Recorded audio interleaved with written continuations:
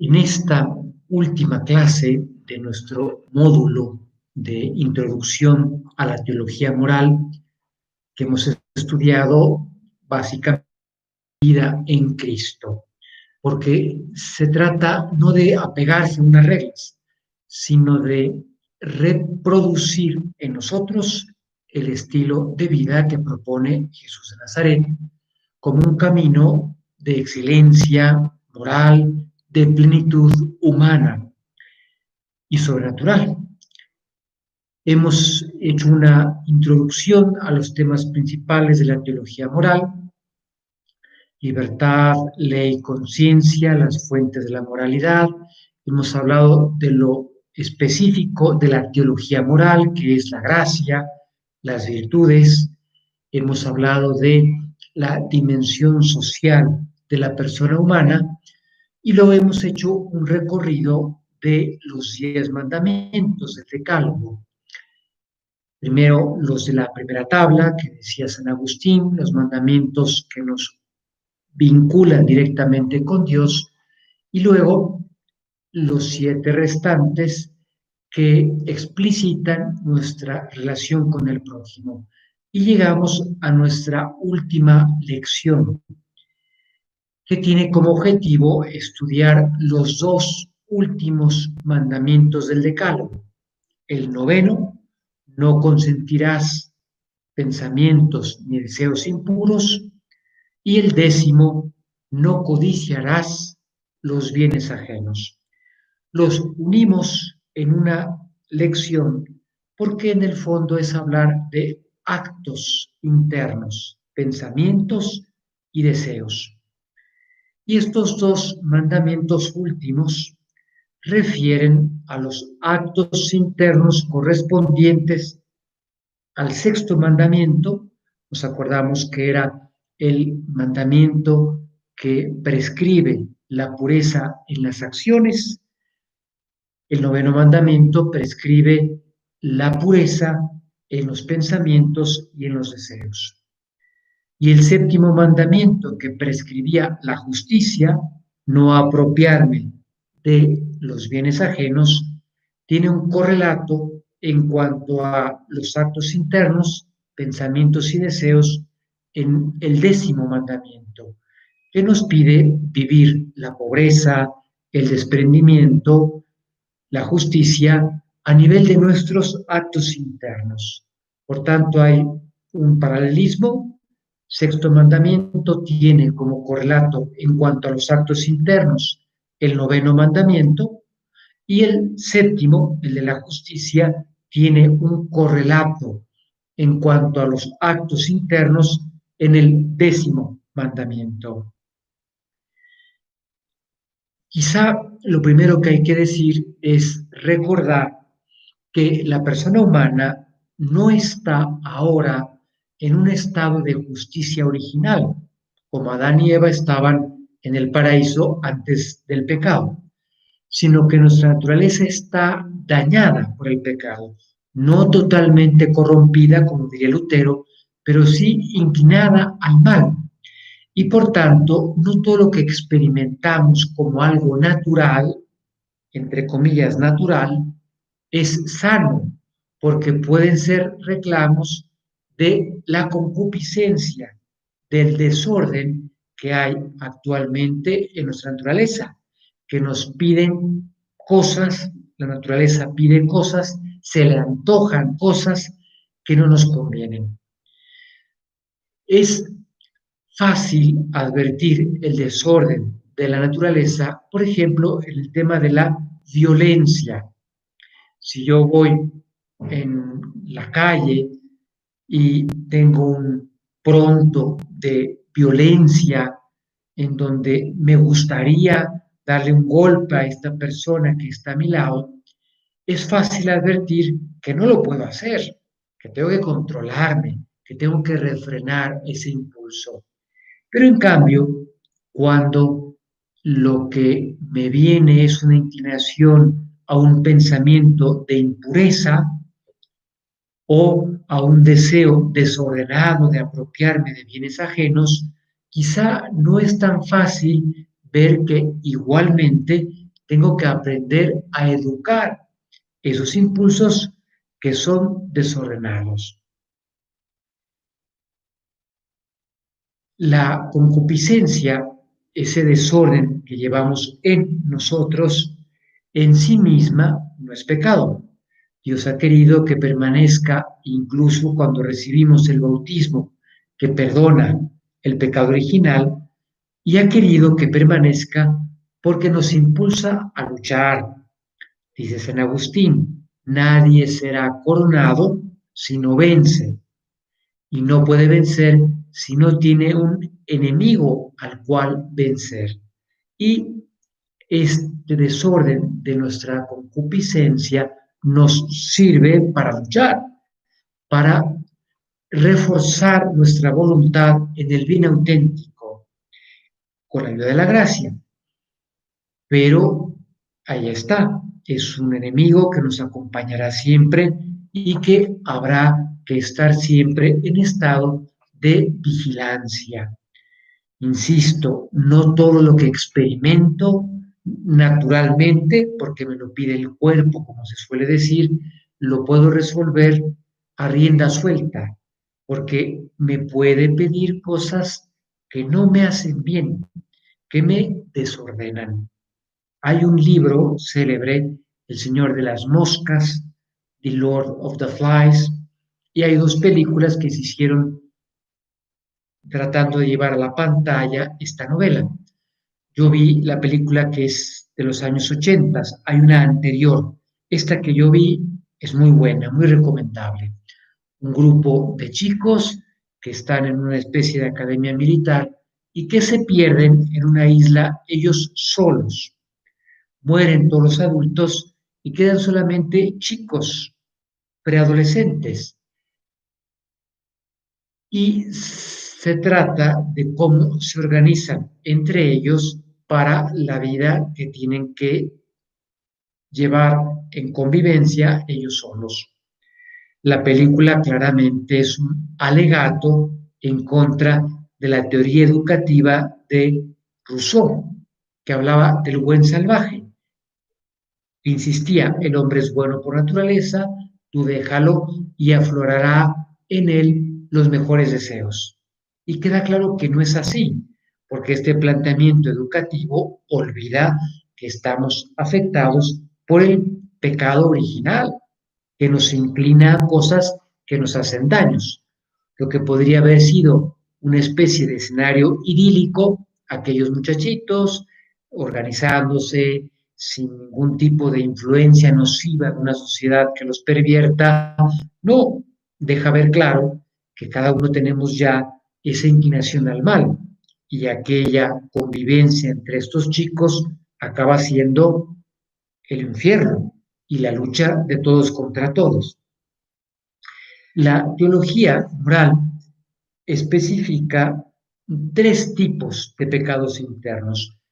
Lo solemos pensar referido a las cuestiones de la pureza, del sexto mandamiento, pero no es así. Se podría pensar con respecto a cualquier virtud, la caridad, la justicia, etc. Esos pecados internos, recuerdo, se dividen en tres tipos distintos. El primero es la complacencia morosa, que es a lo que se le suele llamar malos pensamientos. Es la representación imaginaria de un pecado sin ánimo de cometerlo. Insisto, nos viene a la mente instintivamente pensar en temas de impureza, pero pensarlo en temas de caridad. Alguien que se imagina, no quiere llevarlo a cabo, pero que se imagina que le da un buen golpe a una persona que le cae muy gorda. Pues es un mal pensamiento que hay que rechazar igualmente. Luego está el mal deseo, que es el, la intencionalidad de llevar a la práctica esa representación imaginaria. Es decir, al menos en mi deseo está la intención de cometer ese pecado. A lo mejor no lo llevo a efecto, pero en mi deseo ya está. supone una mayor voluntariedad. Lo ven, ¿verdad? Primero es una representación meramente imaginaria, un nivel de más voluntariedad es desear llevar a la práctica eso que imaginé. Y luego está el llamado gozo pecaminoso, que es la complacencia en un acto pecaminoso ya cometido. Es revivir el pecado. Una acción mala que yo ya cometí en el pasado, la traigo a mi memoria y me recreo en aquello. Si se dan cuenta, podríamos ubicar a cada uno de estos tres pecados internos con un momento del tiempo. La complacencia amorosa hace referencia al presente. Me represento imaginariamente un pecado sin ánimo de cometerlo. El mal deseo hace referencia al futuro. Esa representación imaginaria se refuerza porque tengo el deseo de eventualmente llevarla a la práctica. Y el gozo pecaminoso hace referencia al pasado, un acto pecaminoso anterior que lo traigo a mi consideración y me recreo en aquello. Aquí es muy importante distinguir entre sentir y consentir. Decía San José María, hijos míos, yo me siento capaz de todos los errores y de todos los horrores que pudieran cometer las personas más ruines. Y si vosotros os conocéis un poquito, os sentiréis igual. Tenemos con nosotros el fomes peccati, esa inclinación al pecado. Y no nos podemos sorprender de que también a cada uno se nos ocurran las peores tonterías. Nos hace humildes captar, tocar esa debilidad. Y si reaccionamos naturalmente, nos alejaremos del peligro, porque ya sé que yo podría cometer cualquier barbaridad, pero no porque me venga la ocurrencia, el sentimiento. Hay que confundir con un consentimiento, con una aceptación de aquello. La imaginación puede presentarnos cualquier tontería, por grande que sea, hay que aprender a rechazarla. Sentir no es consentir. Hay un maestro de teología espiritual que además es, bueno, sacerdote y además era médico psiquiatra, y hablando de estos temas ponía un ejemplo muy simpático. Decía, si a mí me ofrecen un premio en el supuesto de que durante una semana yo nunca piense en un elefante blanco, ¿en qué creen ustedes que voy a estar pensando toda la semana? En un elefante blanco. Para no imaginármelo a fin de que me den ese premio que me han prometido si no me viene a la cabeza ese pensamiento. Es así, la psicología humana es así. Por tanto, no espantarnos de que vengan ocurrencias, imaginaciones, invitaciones a portarnos mal, las rechazamos. Sentir no es consentir. Saber que somos débiles, somos frágiles, tenemos esa mala inclinación que me va a sugerir muchas cosas, por tanto, alejarla. También estar atentos a no caer en el escrúpulo. El escrúpulo es esa deformación de conciencia que ve pecado donde no lo hay. A veces gente con preocupación por ser santa, por vivir bien cerca de Dios, está muy angustiada porque piensa que quizá ya consintió de manera plena un mal pensamiento, un mal deseo.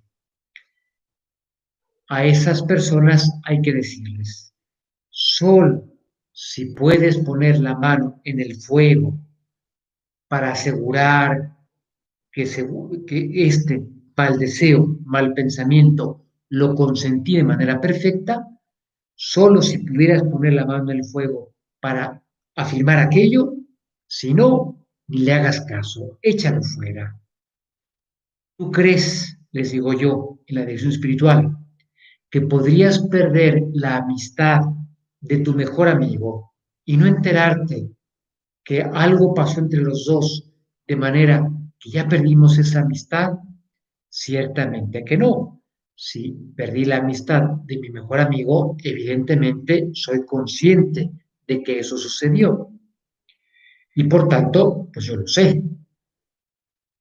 Aplicándolo al terreno de noveno y décimo mandamiento, pensar que si un mal pensamiento, un mal deseo, yo los he aceptado en materia grave, con plena advertencia, con perfecto consentimiento, y que por lo tanto supondría un pecado mortal, y que por tanto supondría haber roto la relación de amistad con mi mejor amigo, que es Jesucristo, pues me tengo que enterar. Por tanto, si no soy muy consciente, pues en principio hay que desechar aquello y ya no hacerle más caso, no darle más vueltas.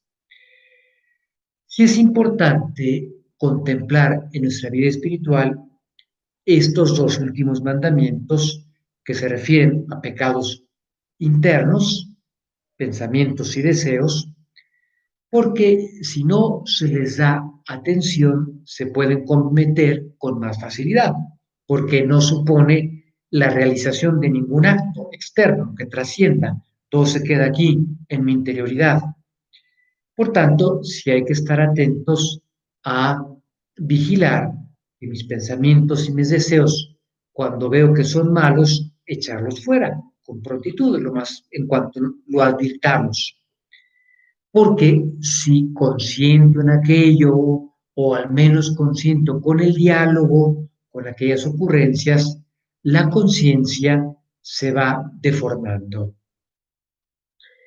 Decir una palabra final de cada uno de estos dos mandamientos. Primero, el noveno, que hace referencia a la pureza en mis actos internos, pensamientos y deseos. Para eso, ya lo dijimos en el sexto, hoy lo vuelvo a recordar, guardar mucho la vista. Las imágenes que vemos no las vemos y se van, las vemos y se quedan en la memoria. Y el demonio puede intervenir en nuestra memoria y traer esas imágenes que nos quitan la paz, que nos intranquilizan, que pueden sugerir acciones malas. Por tanto, cuidar mucho la mirada. Y luego el pudor, lo dijimos igualmente a la hora de hablar del sexto mandamiento, el respeto a la propia intimidad, tanto personal como corporal, la manera de mostrarnos como mi mundo interior. No se lo comparto yo a cualquier persona. Hay un video que está por ahí seguramente localizable en internet que se llama ¿Por qué no tengo Facebook? Lo hizo un muchacho, papá joven, pero joven él, y por tanto muy familiarizado con todo este mundo informático y digital, y él hace una investigación para ver los peligros en los que sus hijos se meten a través de compartir, no se sabe con quién, información personal. Se los recomiendo porque no tengo Facebook. Hemos oído esa bienaventuranza. Dichosos, bienaventurados, felices los de corazón limpio, porque ellos verán a Dios. Es una invitación del Señor a guardar limpio nuestro corazón. Pero dicen los autores de vida espiritual que también se puede leer al revés. Dichosos los que ven a Dios, porque mantendrán el corazón limpio. Por tanto, una recomendación extraordinaria, muy eficaz, muy práctica para mantener la pureza de corazón, la presencia de Dios. A Dios no lo veo, como si ustedes pueden ver mi jardín aquí atrás, pero podemos esforzarnos por vivir en presencia de Dios, verlo como es posible verlo en este estado de fiatores, de caminantes, que es a través de la fe. Mantener esa presencia de Dios cada día, cada momento. De forma que en cuanto surja algo que me puede enfriar en ese amor a Dios, que me puede alejar de mi amistad con Dios, será más fácil identificarlo rápidamente y rechazarlo convenientemente. Y decir una palabra final del 10º mandamiento: no codiciarás los bienes ajenos. El peligro que está aquí en este 10º mandamiento es la avaricia, el deseo desordenado, inmoderado de bienes materiales, que lleva al deseo de apropiarse injustamente de esos bienes. En el fondo es percibirlos como aquello que me va a dar la felicidad. Ya lo dice San José María Escrivá en una frase hermosísima del libro de Surco: lo que hace que seamos felices no es una vida cómoda, llena de bienes materiales que me resuelven todo, sino un corazón enamorado. Si el corazón ama a quien debe amar con la suficiente intensidad, veremos las cosas en su justa proporción, medios para cumplir con nuestra misión en esta vida, y no se convertirán en pequeños fines personales. Y por tanto, tendremos una relación adecuada con los bienes.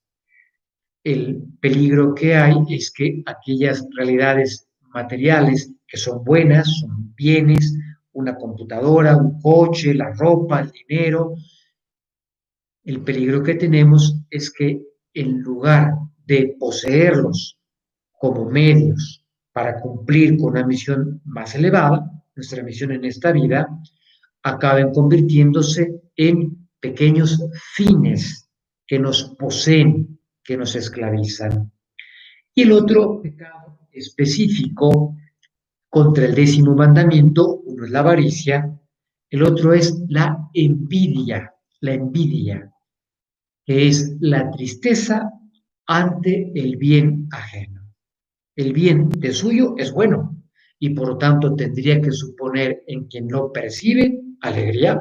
El bien es bueno, pero la envidia nos da esta manera torcida de ver la realidad, de forma que el bien, si no lo tengo yo, si no es mío, ya lo capto como mal. Es una deformación del sujeto que capta torcidamente la realidad y ve como una amenaza a su felicidad los bienes que tienen los demás. Todos estamos susceptibles de ser atacados por la envidia.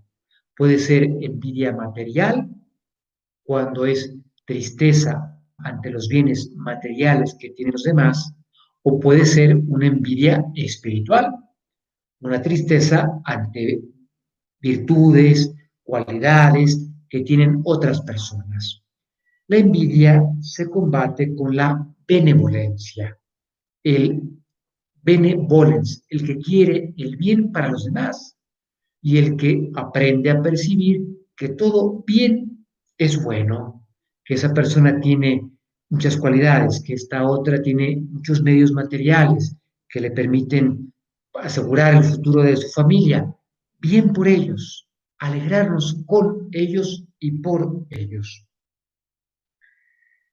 Recapitulo las ideas principales de estos dos últimos mandamientos que hemos resumido en una lección. 9º mandamiento: no consentirás deseos impuros. Y 10º mandamiento: no codiciarás los bienes ajenos. Se refieren a el orden de actos internos. Al 6º mandamiento se relaciona con el 9º. 7º mandamiento, justicia, se relaciona con el 10º. Es, por tanto, vivir la pureza y la pobreza y la justicia en el orden de los actos internos, pensamientos y deseos.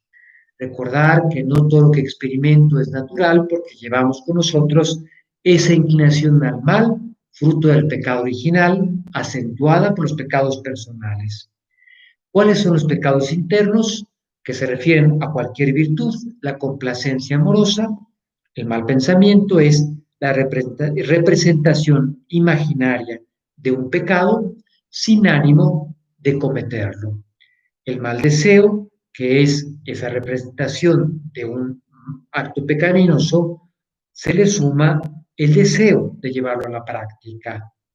Y luego el gozo pecaminoso, que es revivir un pecado pasado, la complacencia en un acto pecaminoso ya cometido. En todo este tema del noveno y del décimo mandamientos es muy importante distinguir entre sentir y consentir, que yo acepte aquello que me viene a la cabeza. En cuanto al noveno mandamiento, se trata de vivir la pureza en mis pensamientos, en mis actos internos. Para eso nos sirve muchísimo, desde luego, lo que habíamos dicho para el sexto mandamiento, la oración, guardar la vista, cuidar el pudor. Para el décimo mandamiento, los dos pecados específicos son la avaricia, ese afán desordenado de bienes materiales o de apropiarme injustamente de esos bienes, se combate sabiendo que no son lo que nos va a dar la felicidad, los medios, el dinero, sino el corazón enamorado. Y luego la otra falta específica contra el décimo mandamiento, la envidia, la tristeza ante el bien ajeno, que se combate con la benevolencia, que aprendamos a ver el bien siempre como bueno, independientemente de que no lo tenga yo. Con esto concluimos nuestro módulo de teología moral, introducción a la teología moral. Habría profundizar mucho, pero al menos una primera aproximación. Les animo, se acuerdan que ese fue el sentido de estas clases que se han ido poniendo a su disposición, que tengan este material de estudio para que en el momento adecuado, al ritmo que ustedes puedan ir llevando el estudio de este apartado del catecismo, lo puedan realizar, puedan estudiar estos temas.